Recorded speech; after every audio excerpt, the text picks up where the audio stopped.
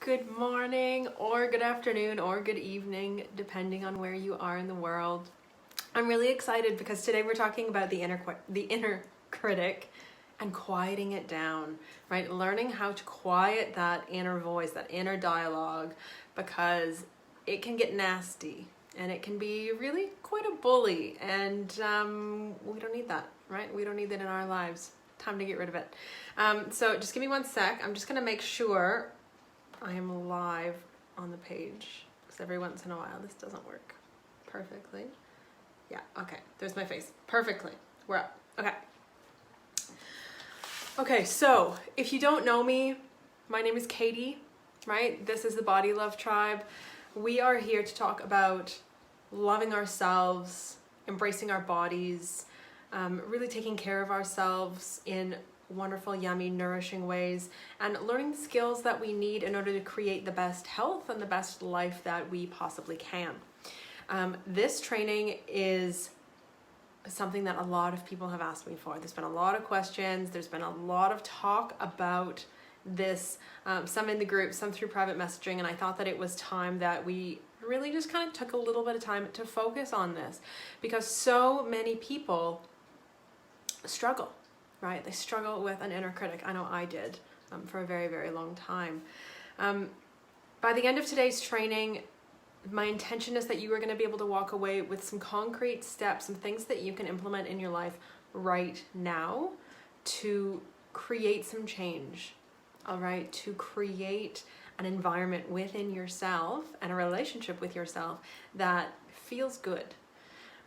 Really, I mean, at the end of the day, we just want you to feel good about yourself and about your relationship with yourself. And as a TCM trained coach, transformational coaching method trained coach, part of my training is learning how to get to the root of a belief and reprogram it, right? At the root cause inside of you, at your subconscious level, reprogram that thought. So I know through personal experience, I know through professional experience, this is possible, okay? You can change your beliefs. You can change your thoughts about yourself, about your world, about your life. You can do it. Now, these things we're going to be doing today, some of these are more simple, some of them are a bit more complicated, but we're going to walk through them step by step. So first, before we get into it, my struggle. So I struggled for a long time with a very nasty inner critic. Through most of my teens and into my 20s, I spoke badly about myself all the time. I was never one to call myself names necessarily, but there was a lot of, you'll never be happy, you're not good enough, you're not smart enough, nobody's ever gonna love you, you're too fat, nobody's ever gonna love you. That was a big one, right? My body was the reason that somebody wouldn't love me. And I struggled with this for a long time. I mean, there was times in my life where I was falling asleep every night. I was crying myself to sleep every night because this voice, this bully was in my head and she was on repeat and I didn't know how to make her stop. So I get it, okay? If this is where you are right now, if this is how you're struggling, honestly, I get it. I really, really do. The thing about this voice, she's still with me. It's not like she's been eradicated, but instead of being like in the driver's seat or being the navigator in the front seat and she's loud and she's making, she has a lot of power, she doesn't have power. She's in the back seat. So she's still along for the ride, and every once in a while she like shouts and tries to make herself heard. But now I am so aware of this voice and I know how to manage her that I can just like, no, quiet down. You're back there. I got this. So that's really what it is. It's not like eradicating it. Maybe one day it'll be eradicated for me forever.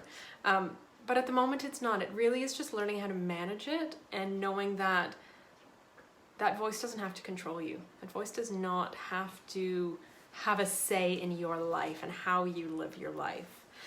The thing with bullies, and for many people I know that this inner voice can be like a bully. It really, really can. Bullies respond to one of two things, either strength or silence. Strength or silence. So we're gonna go through some steps that kind of focus on those two things, kind of as base tools to deal with this inner critic. So first off, I want you to just, when this voice comes up in your head, because we know it's going to come up, whatever your voice says, everybody is going to have a different voice, different things, different judgments. When this voice comes up in your head, question it. Listen to it, be aware of it, and question it, right? Like, is this really true? Is this really true? Hey, Maria. Oh, yeah, you're so welcome. I know this is a really big request. So when that voice comes up, question it. Is this true? If that voice says, you're too fat to be loved, which was my voice for a long time, is that true? Like, honestly, just like take a step back and use your grown-up voice, your grown-up brain, your adult logic. Is this true? Well, no. Because even at that point in my life, I had family who loved me. I had friends who loved me. I had a partner who loved me. I had all these people that were proving every single day that that was not true. Yet there was a part of me that still believed it, right? So really question it, because chances are you will find proof that it is a lie. And bring a lot of curiosity into that engagement instead of judgment. Okay, quite often, even in the space where if you have a voice saying you're too fat to be loved, we then end up judging ourselves for having that voice. And then judgment cannot bring love. Judgment cannot bring healing. So if instead of judgment, if you just go, oh, isn't that interesting? I get really curious about that voice. What is it saying? What does it mean? Isn't that interesting that this is what my inner critic is saying? Isn't it interesting that these are the things coming up? I wonder where that came from. And if we can approach it with that mentality, with that attitude, when we have this voice screaming at us inside our heads, if we can just go, oh, how interesting is that? How curious is that? Honestly, that can be a massive, massive game changer. In part because you're going to see 9 times out of 10, there's no proof, right? There is no proof for whatever that voice is saying. For me, it was, you're too fat to be loved. Number one, I had a lot of people who loved me at that time in my life. So I know that that was false. Number two, was I fat? I was overweight. But guess what? There are millions of people in the world who are overweight. I say that carefully in air quotes, because that is a term that can be misconstrued very easily. But there are so many people in the world who are like quote unquote overweight, and they're loved. There are people who love them. So that judgment is very clearly false, right? Very, very clearly. So what I would really ask you right now, like, is your inner critic always right? Like, just as I'm saying this, as I'm sort of challenging you to question this, is your inner critic always right? Can you think about a time that you had a voice inside your head saying, you're too this, you're too that, you'll never do this, you'll never do that, you're too stupid, you're too this, you're too this? Is that voice right 100% of the time? Because I bet it's not. Like, I honestly just bet it's not. I cannot see how it could ever be always right, right? Nobody and nothing is always right. So just really bring in some curiosity to that whole equation, and start observing it. The next one really is flood it with love. I said this to one of my dear one-on-one clients. I think it was last week, might have been the week before, and we were talking about something different. But it was a question of, how do I address this challenge that she currently has in her life? And I said, when in doubt, love fixes everything. And it sounds super cheesy. I get it. I know it. But seriously, I mean it. Love fixes so much.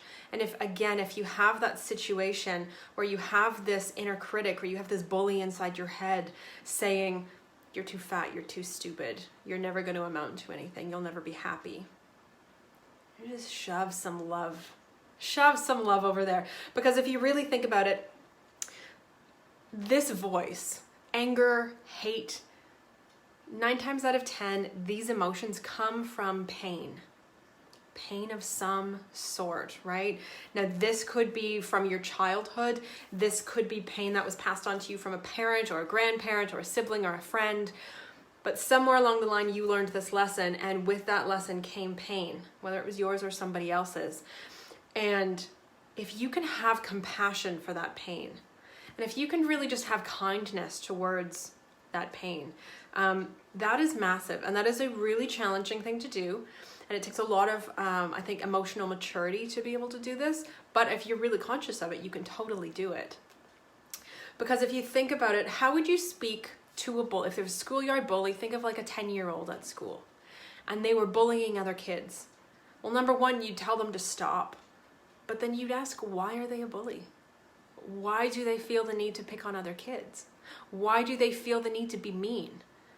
Right? You would bring compassion to them. You would bring kindness to them. You would be stern, but you would be kind. And again, those kids who are being bullied, you would be kind to them, right? You would bring kindness and love to both sides of that equation. So if you can do the same for yourself, bring kindness and love both to that negative voice, but also to yourself at the same time, it can be really effective. It really can be the thing that can kind of bring it down. And honestly, fake it if you have to. Sometimes at the beginning, you know, when we're talking about love, it's really hard to kind of bring in love from a place when you're just feeling like angry or hurt or frustrated. I get it, right? Like, because love is at the opposite ends of the spectrum. Fake it if you have to. Say nice words. Just say it. We know how to say nice words. Say it. We know how to speak nicely to ourselves. Say it even if you don't believe it at the beginning. Just start. Just begin. And when you start saying it, even if you don't believe it at first, over time you will, okay? That is how we work. Over time you will. And that's really where the next point comes in, and the next point is gratitude. Now, I talk about gratitude all the time. If you've watched any of my other videos, any of my other trainings, gratitude is massive because it's so simple and it's so effective. So you cannot be grateful. It sounds dumb. You can't be grateful and hateful at once. You can't. You have to choose one. You cannot feel love and hate. You cannot feel gratitude and hate, or gratitude and anger. You can't. Like, they're too far at the opposite ends of the spectrum. So by intentionally choosing to be positive, and I'm not talking about being grateful like 24 hours a day, like that's not realistic, but I'm talking about having a regular daily gratitude practice, right? When you have a journal, you write down things that you're grateful for every day, and you really do a lot of self-reflection. Every single day, you just take 2 minutes. By intentionally choosing gratitude, even if it's just for 2 minutes a day, you are reprogramming your brain, and suddenly looking on the positive side, looking at the things you have to be grateful for, becomes a habit. And that positivity starts being louder than the negativity. And you can start kind of turning the table, right? Like putting more weight on the positive side of the scale, if you think of like a teeter-totter. So when I'm thinking about gratitude, again, we're talking about a daily gratitude practice. My favorite way to do it, this is the way I recommend everybody to start. Grab a journal. I have this is my gratitude journal at the moment. And every single day I write down 3 things I'm grateful for. Two things can be about anything in the entire world, anything big or small. Sometimes it's like I'm grateful for my family. Sometimes it's I'm grateful for my warm cup of tea. I'm grateful for the sunshine, whatever. The third thing must be about yourself in some capacity. Your body, your personality, your resilience, whatever, must be about yourself. And really being grateful about yourself, because so often we send our gratitude everywhere else in the world and we don't kind of turn it around on ourselves. That can be life-changing. And if you do this every day, by the end of a month, 30 days, you have 90 things to be grateful for. So if you are in that place where you're negative, that inner voice is like screaming at you and you just want to make it stop. If you pull out your gratitude journal and you have 90 things to be grateful for, that is a hell of a lot of positivity. And that much positivity is really strong against a lot of negativity. Okay, so I really encourage you, if you don't have a gratitude practice already, please, please, please get one started. If you don't want to write it down, it can be a verbal one. You can do videos like this. You can take things that you can take photos of something you're grateful for. You can talk to your family about it, but start some sort of daily gratitude practice. And the next thing is kind of different, at the opposite ends of the spectrum, and that is ignore it. So just to recap, number one was get curious about it, right? No more judgment, get really curious, observe that voice and question if it's true. Number two was flood it with love and compassion, just as if it was a bully, like a 10-year-old bully at school. You might be angry at them, but you'd have a lot of compassion and you'd try to understand where it's coming from. Gratitude is massive. And then number four is just ignore it. Now this, like I said at the beginning, bullies respond to either strength or silence. And if we think of your inner critic as a bully, this is where the silence part comes in. This is really hard, okay? So I don't always talk about this one simply because it's really challenging. And if you are in the middle of having this voice like yelling at you almost, or where it's like controlling your life and it is making decisions for you in your life, ignoring it is not going to help, okay? You do need to actually address it first. But if you happen to have a really quiet inner critic, if maybe it hasn't been that loud, you might be able to ignore it. Or once you've done a lot of this other work, once you have really worked through many of these other steps, you can get to the point, and this is kind of where I am now, where you can just ignore it, where it's going to speak up and it's going to go blah, blah, blah, blah, blah, I think this, and you can just be like, meh. Doesn't matter. I don't care what you say. So ignoring it can be one of those things, could be really effective. But like I said, if you are in the middle of a space where this voice is controlling you, or it is having a huge impact on how you're living your life, you're not at a place to ignore it yet. Okay, but I just felt it was worth mentioning simply because that can be a really powerful tool once you get to a certain point in your journey. And I really want to remind you, like, your inner critic has been in place for probably your whole life, right? Or at least your whole adult life, or for a year or 2 years or 10 years. I mean, for myself, this started when I was a very small child. So if you have something that has been a habit, like a daily habit, part of how you live your life every single day, it's not going to go away like that. It's not going to go away in 1 second. It's not going to go away in being mindful of it for one day. This is something that does take work and does take time, but you can do it, okay? Like, you honestly, it can happen. It really, really, really can. You do need patience with yourself and patience with the process. And if this isn't working, okay? If you're trying these other things, if you're really working every day in your life and you're trying to bring love and you're trying to bring compassion and you're bringing gratitude and you're not listening to it and you're living your life and it's still following you and it just is not letting up, honestly, there is a time and place to get help, and this quite possibly would be it for you, okay? Like I said at the beginning, I'm a transformational coaching method trained coach, right? I have like 4 certifications, all using this method of coaching. And this is about reprogramming your beliefs. So this isn't just about giving advice, has nothing to do with advice. This is about understanding where that voice comes from, working all the way back to your childhood, finding out where it comes from, and then recreating how you want to be in your life moving forward. This can happen. This is not the kind of thing that I can teach online. This is not the kind of thing that you can do in a conversation to a group of people. This really is, this is soul work, so to speak. This is your inner work. This is like one-on-one stuff, but it happens. It is possible, okay? So I really want to just encourage you, if you feel like you need help, reach out. If you feel like you need help and you don't really know what that means, just type interested into the comments. I will contact you, all right? We will have a conversation, a private conversation where nobody else can see what we're talking about. And I really want to encourage you, look at all the points that we've gone through today. So again, just to review. Number one, get curious about it, question it, observe it, look at this voice, look at these judgments. Where are they coming from? Is it true? Bring a whole lot of curiosity there. You cannot judge and be curious.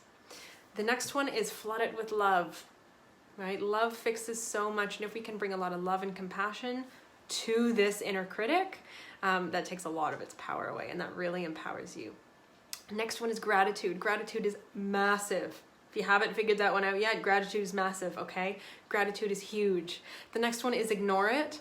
Again, this might not be right for you depending on where you are in your journey, but there is a time and place where ignoring it will come in handy. It can be really powerful, so it's important to mention. And then the next one is ask for help and get support and get guidance through this so that you can really go back and do the inner work that needs to happen in order to change your future and to create the life that you really, really, really want. So I want to encourage you to look at these, pick one and try it and commit to it. If you try one day and one the next day and one the next day and one the next day, no, that's not how it's going to work. This voice, this critic is, what's the word? Tenacious. Is that the right word? I'm not really sure. It doesn't give up, right? It is there day in and day out and has a lot of opinions and makes them known, and you need to be just as strong. Bullies respond to strength, right? You need to be just as strong, so you need to pick something and show up with intention and be just as strong as that critic. And if you try one for a couple of weeks, 2 weeks, 3 weeks, and it doesn't work, try another one. Bring love, bring gratitude, question it, look at it, treat it as if it is a bully, like a 10-year-old bully, right? See where it's coming from. So I really just want to, again, encourage you, if you would like help with this, if you're listening and you're like, I don't even know where to start, this seems too much, this seems overwhelming, this voice is like taking over my life, again, just type in the comments interested. I'll contact you, okay? We can have a conversation privately where nobody else can see. So I really, really, really hope that this has been helpful. Talking about the inner critic is challenging. Every single one of us is unique. We are all different. Our critics are different. Our voices are different. The things that we criticize ourselves for are different. But these steps that I've given you, these tools that we've talked about today, can all work against any criticism. They can all work against any negativity that are happening inside of you. And again, I just want to make sure that we're noting this criticism could be about anything. Yourself, your body, your life, your career, your finances, your relationships, anything. Okay? So I really want to encourage you, pick one, stick with it. Let me know in the comments, where are you going to start, right? Like, what are you going to start with? As usual, any comments, any questions, super, super welcome. Again, even if whether you're live, whether you're watching the replay, always, I'm going to come back here. I'm going to hop through. I'm going to address things. So please leave questions. Please leave comments. Thank you for being here. I appreciate all of you so, so much. And I'll see all of you very soon.